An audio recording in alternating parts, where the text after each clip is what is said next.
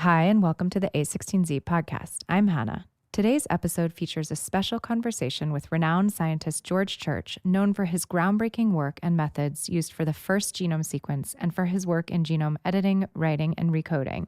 Church's innovations have become an essential building block for most of the DNA sequencing methods and companies we see today. He is joined in this conversation with a16z Bio general partner Jorge Conde, who, among other things, founded a company with Church out of the Church lab. The two take us on a wild journey into the scientist's mind and work, starting with what the leading pioneer in this space makes of where we are today with CRISPR, especially given recent news about CRISPR babies in China, then moving on to the broader implications of all that on a cultural level, to finally what it takes to go from science fiction to lab to reality. So let's start at the beginning. If we were to bet 10 years ago whether we'd have a CRISPR baby, a mammoth baby, or a Neanderthal baby, which would you have bet would have come first? Oh, unquestionably a CRISPR baby. Yeah, I mean, that was not a huge technical leap. They all involved societal and ethical questions, but that one probably had the clearest path that, because there's such divergence of opinion, somebody was going to do it. And would you have expected that it would have been essentially a rogue effort versus a solo effort, as it seems to have been the case in the China CRISPR I wouldn't characterize it as a solo effort. I've seen the author list. It's quite long. And I also find it unlikely that a government as technically astute and as engaged in observation would be unaware of such an important thing. If I were a technically astute government, there are very limited number of topics I would be paying attention to. And these would be things like, nuclear, biological, encryption, and CRISPR. It's a short list, so I don't think it's solo. So let's talk a little bit about the way it's been sort of positioned, at least publicly. Can you describe a little bit what the experiment actually was? What did the scientist or scientists do in this particular case for the CRISPR baby? I've actually seen a lot of the data and the preprints, and this was a simple, in a certain sense, application of CRISPR to alleviate a potential for HIV infection. 900,000 people die every year of HIV, and this was an approach to it. And they did it by knocking out the gene that encodes the HIV receptor on the surface of T cells. This is CCR5. CCR5, which has already been approved for FDA clinical trials for Sangamo and for editing in adults that have AIDS. That's a different scenario, but it vets many of the issues that come up as to whether this is a reasonable editing strategy. So first of all, people have described it as knocking out the gene. Other people have described it as editing the CCR5 gene. Having seen the data, what exactly was done to CCR5? Right. So what CRISPR does well is often described as editing. It really is damaging, is what it is. It's not really that good at precision editing. Hopefully there will be a good way in the future. And so what it does is it knocks out genes. And in this case, that's exactly what you want, is you want to knock out the CCR5 gene. And there's precedent for it. About up to 10% of certain parts of Europe have a double null. To double null in this case, basically two non-functional CCR5s. And you need really both non-functional in order to be resistant to the virus. And it doesn't make you resistant to all viruses. It doesn't even make you resistant to all HIV viruses. But that's not the point. It's like a vaccine. It makes you resistant to whatever you're vaccinated against. And analogies were made in the consenting for this, between this and vaccination. There is no good vaccine. There is no cure for HIV/AIDS. And right now, if you get it, and there are 37 million people who have been infected, if you get it, you're doomed to a lifetime of combined antiretroviral therapy, which is not the thing that you would wish to have if you had any choice. Sure. While vaccines, if there did exist one, would be quite a good choice. And so this is as close as you can get to a vaccine. So I read that the double nulls for CCR5 have increased predisposition to West Nile. That is correct. So there is a risk for almost every preventative and therapy, and this is the risk in this case. In most populations, that's considered a smaller medical risk. It's obviously case by case for populations and individuals. And there are undoubtedly other advantages and disadvantages. And I may be taking you a little bit out of context here, but I've heard you describe CRISPR as genetic vandalism. Yeah. So do you think that that's a good application for germline editing? Well, it's vandalism in the sense that it can add or delete a small number of base pairs, typically in the range of 1 to hundreds. It's not going to do something really wacky, except it may be some incredibly low frequency. Again, no drug is without its side effects, and that's why there's all the fine print that accompanies all the approved drugs. So I think in this case, it is what you want. It's exactly what you want. You want to destroy the CCR5 gene without destroying any adjacent genes. And that's every allele that I've seen in the literature for CCR5, whether done in adults or done in tissue culture, is what you would want. So I've read in this case in the Chinese CRISPR baby publication that there is some mosaicism, that he might not have functionally knocked out all of the CCR5.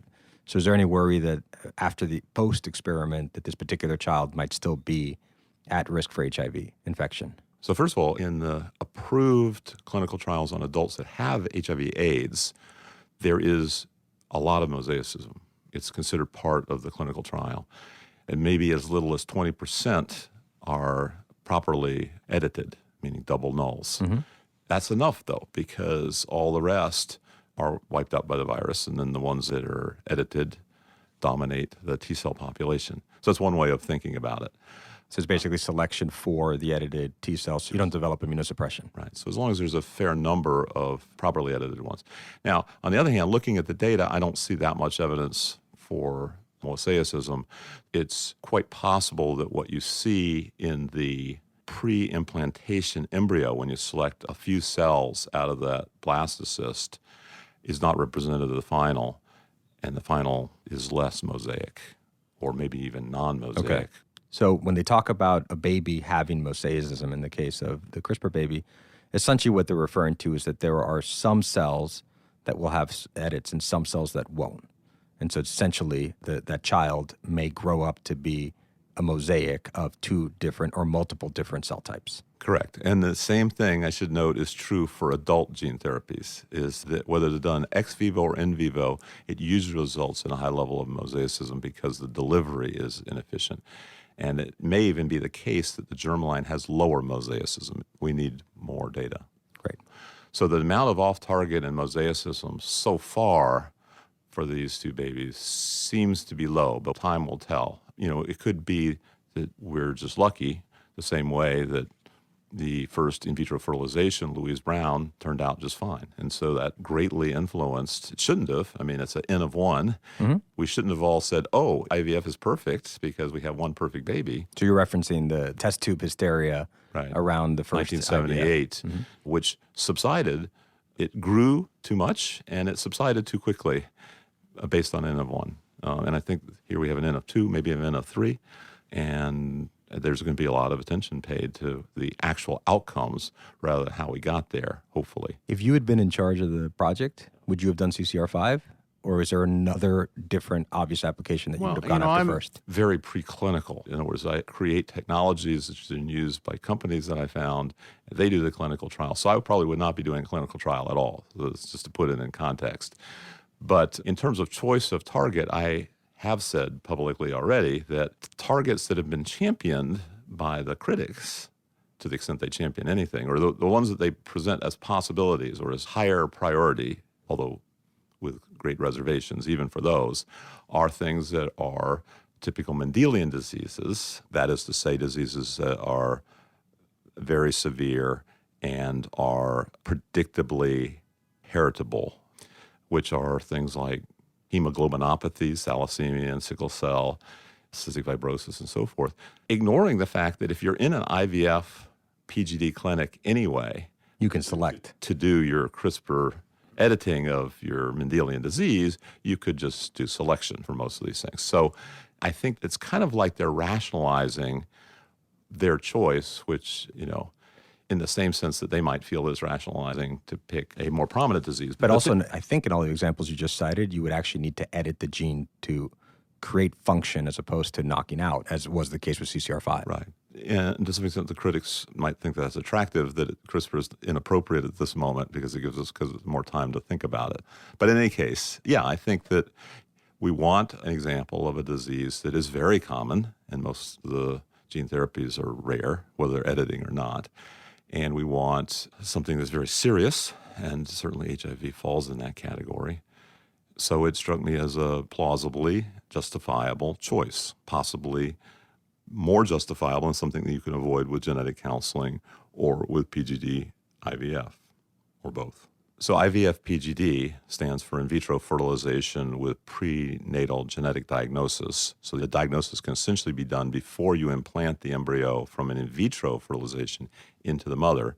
And so by some people's definition, that's still kind of a lab resource rather than a baby.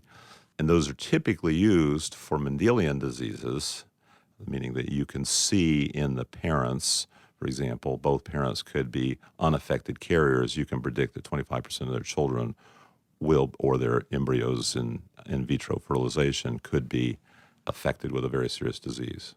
So now that the genie's out of the bottle, we have the first CRISPR babies born. First of all, what was the role of ethics or ethicists in the first project, in the CCR5 Chinese CRISPR baby project? And what do you see as the role of ethicists going forward? Well, so the National Academy of Sciences in the U.S. and with participation from China and other countries in February 2017 came out with a report where they listed 10 items that would be recommendations for prerequisites for doing germline editing in children.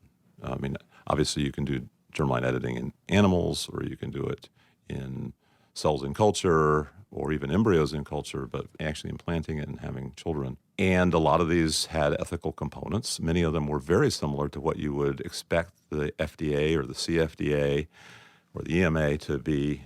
These are all regulatory agencies around the world would recommend for any therapeutic clinical trial. They should all be focused on safety and efficacy and ethics. And that's what these 10 items look like for germline as well. Do you suspect, or do you expect, I should say, that we're going to see more and more of these experiments going forward? Or do you think that after this first one, going back to the IVF example, do you think there will be a pause? Well, there probably will be something that looks like a pause, but it will probably be an acceleration.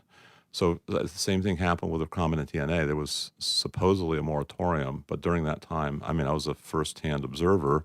My research went faster because people were building incredible facilities for containment, and they had just state-of-the-art equipment that helped everything go faster, in my opinion. And I think the same thing has gone with almost every major ethical debate, is it attracts attention, attracts money. Whatever is ethical at the time is accelerated. And then so whenever we become comfortable with it, all that acceleration clicks into place, and it's as if there's been a steady growth. That doesn't mean we should be incautious. On the contrary, I'm very much pro-regulation. I think that regulation is what saves us from thalidomide and Vioxx and hormone replacement therapy and so forth long term. So I think we need to support our regulatory agencies around the world. They are not agents of slowing things down. They're actually agents of smoothing things out. Yeah, and I think it's pretty clear we're seeing that today in the regulatory environment, certainly here in the U.S. I mean, we've got the first cell therapies, the first gene therapies, the first digital therapies. It's a pretty remarkable moment from a regulatory standpoint.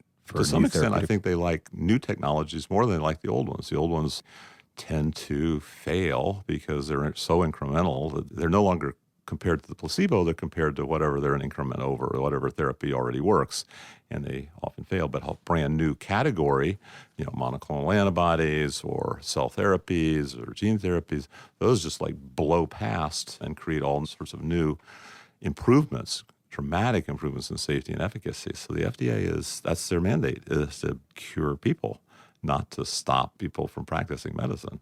So just to take that vein, if we look forward, what do you see as sort of the next non-incremental sort of step function change in the way we treat disease or manage disease or even diagnose disease? Well, first of all, if we started diagnosing, that would be a really big thing.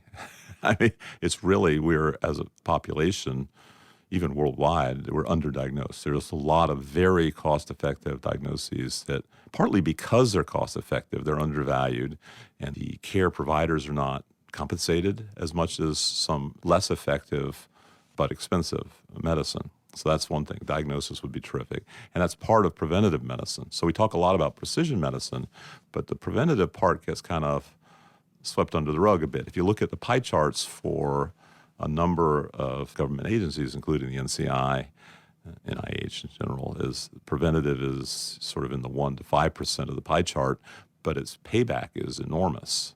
And so basically you're saying misaligned incentives and human behavior has sort of mitigated how much prevention we actually do. That's right. But that would be a huge breakthrough if we could do more diagnosis and more prevention. Now, the ultimate diagnosis for genetics is whole genome sequencing and environmental monitoring with sequencing as well for pathogens, allergens, and so forth. The therapeutic cognate of that is, preventing serious Mendelian diseases that are very predictive and very often single gene, or have enough of a single gene component that they're ready for medical practice, thousands of them. And those can be prevented. We often talk about gene therapy. Actually, that's $1 million drug. It is once and done, so you don't have a lifetime of dosing, but it is expensive. We need to acknowledge that, partly because a lot of them are rare. If you get a common gene therapy, like let's say aging reversal or some major infectious agent that everybody wants to be vaccinated against, it's like most infectious agents have potentially billions of customers, then that will bring the price down radically. But in addition to gene therapy, either in adults, children, fetuses, or germline, there is the option of doing IVF PGD that we already mentioned, and even earlier at matchmaking. So if you never meet or fall in love with someone who is predisposed to create heavily diseased, genetically diseased children, that's very both cost-effective and humane. So you're describing 23andMe meets Tinder? No, I am not, actually. I'm describing a whole genome sequencing, Okay. which is not, there are a very small number of companies that provide whole genome sequencing, because everything else, anything less than whole genome sequencing, is not medically powerful enough. Anything less than that gives you false assurance. That combined with some sort of dating, that is an odd combination, and possibly further combined with whoever's paying for the Mendelian costs right now, which are about $1 million per person. It doesn't have to be gene therapy, which happens to be $1 million. It can be just caregiving. It adds up, and somebody's paying for that, typically insurers and employment benefits, and they could be saving this money if they could encourage their clients, patients to avoid falling in love, marrying, and having children when they have incompatibility. When they're carriers of something. And this actually works. So Dor Yeshorim has eliminated significant Mendelian disease like Tay-Sachs by practicing a version of this that probably isn't perfectly generalizable, but there are versions of this that could keep a great deal of privacy and allow people to just never know whether they're affected or not, or whether they're carriers or not, never know if anybody else is affected, but still avoid meeting. I mean, the analog version of this was back in the day in certain communities, Jewish communities where there was disease, the rabbi would essentially That's what Dor Yeshorim was. Exactly. It was started by an individual who had 5 children in a row that were affected by Tay-Sachs, which is a terrible burden on the child and the family. They typically die before they're 4 years old. They're very painful. And so he correctly determined that you could do this very inexpensively and humanely. Via matchmaking. Via matchmaking, right. So let's take another blast back to the past. So about 10 years ago, you and I started a company in whole genome sequencing. Called Genome. Thank you. Called Genome. Not Know Me. Called Genome. We used to have this constant back and forth that you thought it should be called Know Me. I would call it Genome, yeah. I thought it should be called Genome. Yeah. And this was the market test. Yeah. More people listened to you than to me, which is incredibly frustrating. Yeah. But now I listen to you. Thank you. I said Genome. Okay. My rejoinder on that always was, if you want to call it Know Me, then I want to call you Jorge Iglesias. And you were never a big fan of that one. Oh, okay. I have no problem with that name. I think it's a better name. It's a nice name. Yeah. It's going to increase the brand. It just has more syllables, that's all. Yeah.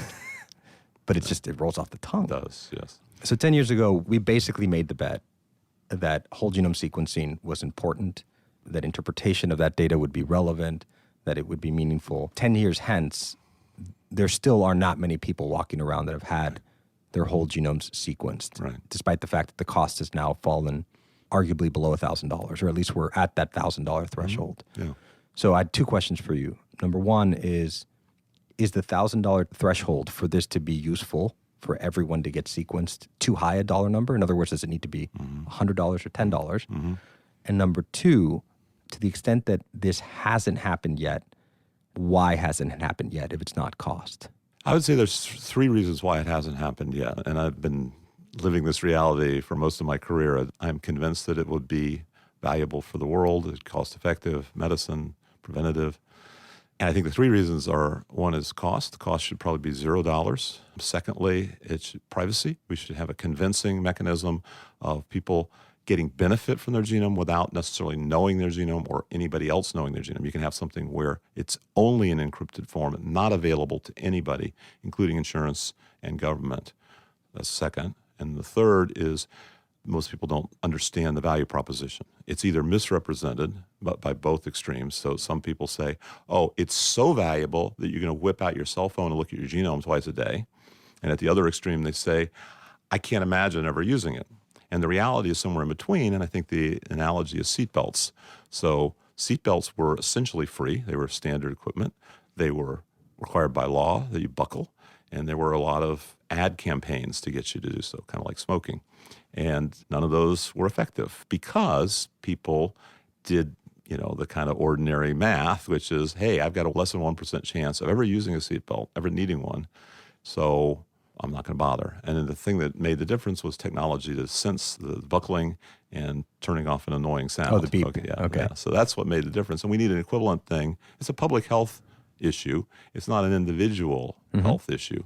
So I don't benefit from being sequenced, the collective. Yeah, most people, 95, 96%, will get a blank sheet. They should get a blank sheet in terms of really actionable, very serious Mendelian diseases.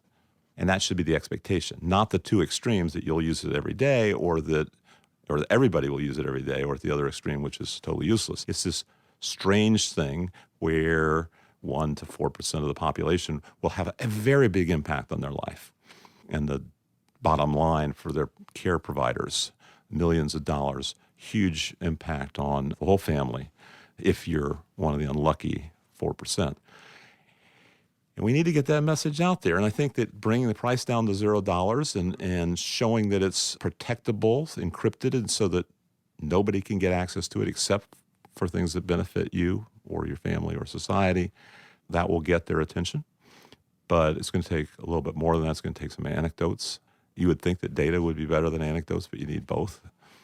And I think it's going to happen very soon now because we finally have the $0 genome and the encryption. And we're starting to get communication of this rare advantage where you're not exempt. Even though the odds are that you're exempt, you don't know that you're exempt until you get your genome sequenced. So 2 questions for you on the 3 ones you've laid out. The first one is, in the early days of Genome, I remember when we would think about this question of security, you correctly pointed out that if you really wanted my genome, you would just wait for me to leave the room and collect it from all of the that genomes. Is even more true than it was back in 2007. So collect it off this chair, off this table, and you've got me. Got it. So why is security and privacy, is it even a meaningful thing to think about if it's an impossible thing to achieve? Well, the point is, if it's preventing people from getting their own genome sequence, if they think that them seeing their own genome puts them at risk for somebody like hacking or requesting it or subpoenaing it, then yes, it's a problem. Because there is a difference between me willfully getting my genome and looking at it and somebody surreptitiously taking it, okay? So we can pass laws that punish people for surreptitiously taking my DNA. We do have the Genetic Information Non-Discrimination Act of 2008 that is along those lines. It's not perfect, but it shows the intention of the public. So that can kind of handle the abandoned DNA problem. And we could keep shoring that up and building up those laws. But then there's the question, if I look at my genome, if I have my genome available in text format, unprotected, then anybody can come along and demand it, right? Insurance companies say, I know you know it, so I want to see it. The government can say, I want to see it so I can convict your brother. And if it's encrypted so that even you can't hack it, then you can just say, sorry, it's out of my hands. I don't have my genome. If you want my genome, you're going to have to steal it from me, right? Got it. And I think that's where we are today, finally. By the way, you may not remember this, but we were laying out the risk factors and all of the other things for the consent form on all the things that a potential recipient of their genome data would have to think about. By far, in a way, my favorite one that you contributed was the potential risk that someone could plant your DNA at a crime scene. Right. Yep. High risk or low risk? So that was also in a personal genome project consent form, which started around that same time as Genome did. Is it high risk or low risk? I'd say that we're getting more and more sophisticated at sequencing and methylation analysis. You'd have to have the whole genome now rather than back then it might be just the CODIS parts. That is, the CODIS is just a few handful of simple sequence repeats that are used in criminal investigations like forensics. Yeah, forensic and, CSI type stuff. Now you'd need the whole genome because if somebody felt it was being hacked, they'd say, well, let's check the whole genome. A defense attorney could ask for the whole genome. Furthermore, you can ask for methylation to show that it's the right age. So for example, I can have my DNA from 20 years ago, and you'd have to show, or you could check the immune status. So you could say, does the immune status coincide with which it should be an argument for you to be like constantly sequencing your blood DNA so you can date whatever it's like a temporal genome. Taken. Yeah. So for every hack, there's a counter hack. So I think I'm glad that we're not at that stage right at the moment, even though we predicted it back in 2005. So going back to 2005, can you describe briefly what the Personal Genome Project was? Because it was the first effort to really start to think through these issues. The Personal Genome Project was one of the first recognitions about how identifiable both your genome is and also even parts of it and your medical records. And people were starting to want to share genomic data and medical records, ideally integrated, so that you could see what an individual, what we would now call precision medicine record, would look like, right, back in 2005. And I wrote an editorial saying that this was a risk, that the data could leak out, and once it leaked out, the people could be re-identified, and all of their diseases could be determined from either the medical record or the genome or both. And this is played out. I mean, there's many examples of millions of people being their medical records and or their genome leaking out in various ways. And of course now, since then, WikiLeaks has occurred, which is just an example of how they can be officially stored publicly after leaking. So I think that was what we were concerned about, and we started the Personal Genome Project so that we could get people properly consented, so they knew these risks, they accepted them. And you had to take a quiz, right? Exactly. Up to that point, many of the consent forms were long, written in legalese. A lot of the language protected the institution rather than the person, and you would sign them often under coercive circumstances where you were afraid you weren't going to get the best medical care if you didn't sign it. So we added to that a simple multi-choice exam where you kind of simultaneously got educated if you didn't get a perfect score until you got a perfect score. So it wasn't like we wanted 90% comprehension. We wanted 100% that you knew all of the risks and all the benefits, and we had a record of that. So those were some of the key points of the Personal Genome Project. But the other key point is we really wanted to share it, not just what a lot of people call sharing, even to this day, 13 years later, they call sharing medical data for research is really a silo that's hard to get into. Now, unfortunately, it's not impossible to get into. It's not really encrypted the way you would want it to be. And so there's a lot of potential for leakage. But it's hard enough for regular scientists of good intention to get access to it legitimately. So we wanted something that was more like Wikipedia, where you didn't have to agree to be a co-author on a paper. You didn't have to pay a lot of money. You literally could use it for whatever you wanted to use it for, commercial, private, teaching, whatever, just by clicking on it. And that project still exists today in many countries now with a high level of enthusiasm among the participants. So you were obviously participant 001 of the Personal Genome Project. Yeah. You're an open book, right? Yeah. I mean, if you go to your lab website, you have everything you're working on, everything you've ever worked on. You've described your phenotype in detail, which I think is fascinating. Did you learn anything from having access to your own genome that you found particularly interesting or enlightening? So I didn't expect to, because I felt that I was likely to be in the 96% that would get a blank report. As it turned out, I did learn a couple of things. So one of them my family was very concerned about, because I had a family history of cognitive decline, was that I had no risk factors for Alzheimer's. So this is ApoE4 status. APP, presenilin 1 and 2, every known factor. So that was reassuring, although I try to tell people not to be reassured, that there's always something new to learn. Secondly, I'm a alpha-1 antitrypsin compound heterozygote, which just means I have two different risk factors that result in a risk for lung disease. So I should probably avoid pollution, which is probably not a bad thing for everybody to avoid, and smoking. And those were the two main things that I learned. So it's not that different from getting a blank sheet, quite frankly. But probably more importantly was having my medical records publicly available meant that hematologists gave me personal advice on my incorrect use of statins. So it turned out that I was not being properly diagnosed, going back to we're underdiagnosed. Oh, wow. And I was having poor reactions to statin as well as low efficacy. It wasn't doing its job. And so we tried a little bit of nudging them around and finally gave up when I showed and determined that a vegan diet, strict vegan diet, was enough to bring me down from almost 300 to almost 200. So it's not generic advice. It's something that's very personal and precision and empirical. So that was another advantage of having people look on. And then there was an advantage to the project of me being guinea pig number one.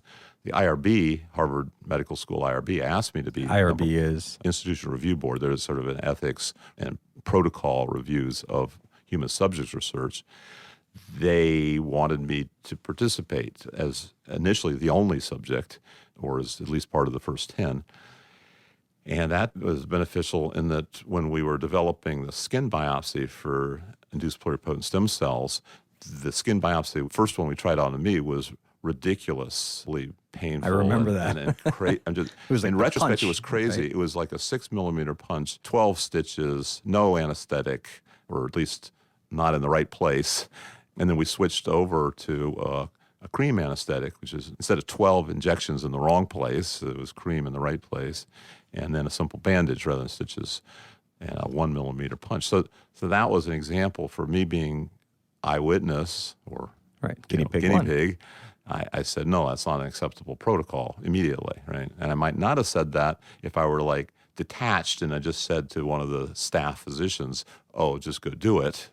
So that's a summary of why sometimes it's important for the top researcher to also be a guinea pig in the study. And I don't think this applies to all studies, but it certainly applied to the Personal Genome Project. So switching gears to the Church Lab. So if you go on your website, you have a list of sort of the active projects that you're working on. And I mean, it almost reads like screenwriters for like coming up with the next, great movie. Talk to me about the Church Lab. How do you think about what you work on? And even one step before that, how does one get into the Church Lab? Because from an external standpoint, I mean, this is like Willy Wonka's chocolate factory for science. So what do you look for in incoming students for the Church Lab? And then let's go from there. Yeah, so a lot of it looks like science fiction, and most people would run away from that, not run towards it. And they did when I was starting out. But now we have a track record, same level of creativity and risk-taking. But actually, many of the things we do are, they look hard from the outside, but from the inside, they look like they're low-hanging fruit, and they happen way ahead of schedule. So, for example, things that did look like science fiction were fluorescent next-generation sequencing and nanopore sequencing. Both of those were wacky when I started them in the 1980s. And the whole idea that you could bring down the price of a genome from $3 billion down to now sub-$1,000 also seemed science fiction. But now that we've done it, now it becomes a beacon for people to say, oh, whoever did that, we should go there. And if the same lab also helped bring in multiple ways of doing genome editing, including CRISPR, if you just do one, you could be lucky. But if you do several different ways of doing next-gen sequencing, several different ways of doing editing, then that's an attractant. To get in, self-selection is another major filter. We do such quirky stuff that people don't even bother to apply unless they're kind of already on our wavelength. So then the biggest filter for me, and I tell this in the first interview, the first conversation I have, is we're looking for people that are nice. We're not necessarily looking for geniuses. We got plenty of geniuses. We're looking for people that are nice. And how does one demonstrate niceness? Well, I think to some extent just having that conversation. If they want to be cutthroat, they're not going to come back. If they're kind of sitting on the fence, then they're going to rise to the occasion. They're going to be influenced by that conversation and by all the people that have already passed through that filter that are in the lab. And you create a culture where you try not to compete with other labs if you can avoid it. Sometimes it's unavoidable, but you can avoid it by inviting them to work with them, leaving alone fields where there's plenty of momentum and a lack of interest in collaboration. Making sure there's a diverse enough set of ideas going on in the lab so that everybody gets to leave with a subset of those ideas as a parting gift, or continue to collaborate if they want to, as long as they want to. So I think you build up this momentum of knocking off things that look like science fiction, turning them into science fact, and create a culture of ability to fail and to jump back and to be nice to your colleagues within and outside the lab. So if I go through the list of things that you're working on, it's a pretty, broad array of things. So you are CRISPRing dogs to keep them young. You are CRISPRing pig organs, or had been working on editing pig organs to make them useful for transplantation. And then you run the other end of the spectrum. You're re-engineering biology to create a mirror universe of things that would be essentially immune to all known viruses or microbes. How do you pick the projects? What is it about what's in the water in the Iglesias lab, formerly known as the church lab? Like, what's in the water that gets this lab to produce so many startups and spin outs? What is that entrepreneurial energy that's sort of been fostered and created here? Right. So it may look like a diverse set of projects, but they're actually have common thread that is surprisingly focused, meaning most people wouldn't fit in this lab because we're sort of into radical transformative technologies, not incremental. A lot of labs don't even want to touch technology until it's working in a company. We work years before that company, and we create the company, and then the company has another few years before it's sufficiently worked out that it can be adopted by a technology adoption lab, which is before most biologists. So anyway, that's one thing that we're a little bit on the edge, and it's an acquired taste or maybe even a rare taste. What's an idea that was pitched to you that you said, wow, that's too crazy? Well, I'm usually the one pitching the crazy ideas. I mean, not to say that we don't have a lot of creativity in the lab. That's pretty rare. In fact, we've kind of banned the word impossible. We certainly try to behave ethically, but I think that many things, there's a technological solution to some of the ethical components, not all of them, and we try to explore creative solutions to ethical problems. Personal Genome Project was one of those creative solutions. Surveillance for synthetic biology is another one that I suggested in 2004. Biocontainment using recoding is a way that we can make any organism resistant to all viruses and horizontal transfer. Most of these things now work. And many of these things are now companies. That's correct. And their foundation was some sort of safety and ethics component to the company. And part of the secret sauce is hidden in plain view. Like you say, we're quite transparent. We can keep other people's secrets, but our own, we try to get people to adopt them. Part of the thing that we do that is, instead of saying failure is not an option, which was one of the Apollo slogans, we say fail fast, just pick yourself up quickly, have a bunch of things going in parallel, find the low-hanging fruit empirically as well as theoretically. And just a lot of things people reject too easily. They either don't think of it at all, or they think about it and reject it. And so if we see something that looks a little hard, we'll put it up on the shelf or in plain view so we can keep reminding ourselves whenever a new technology makes that possible, we pull it back off the shelf and we do it. And so we have that culture of constantly reevaluating things that are on the edge of science fiction. Do you recruit entrepreneurs that happen to be scientists, or are you turning scientists into entrepreneurs? I mainly recruit people who are multilingual, multidisciplinary, because I found it's hard to build a multidisciplinary team from disciplinarians. You have to have a lot of people who already have done two things. And even if you get two people who have done two things each, they don't have to overlap, but they've done enough translation that they can start talking to each other. And if you have enough of those multidisciplinary individuals, then you can sprinkle in a few disciplinarians and you have an amazing team. So the church lab, you were pioneers in sequencing, so reading DNA. You were pioneers in CRISPR, so writing DNA. What comes next?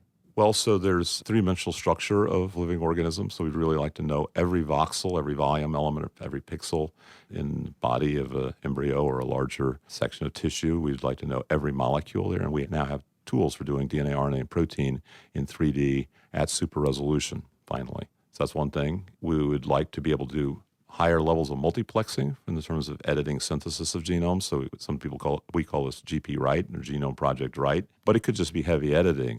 So we set the record of 62 edits in the pigs, and we now have evidence so we have 10,000 edits in a single cell. That's unbelievable. So it goes from 2 to 62 to 10,000. And we want uses for each of these things. So each of these projects, we have a driving societal benefit for each, and we have a driving technology where we say, we don't just want a factor of of 1.5, we want a factor of 1 million or 10 million. And so that's what pushes each of these projects is that triple criteria, which is cool, basic science, philosophically interesting, technological factors of 1 million, and societal benefit. Last question.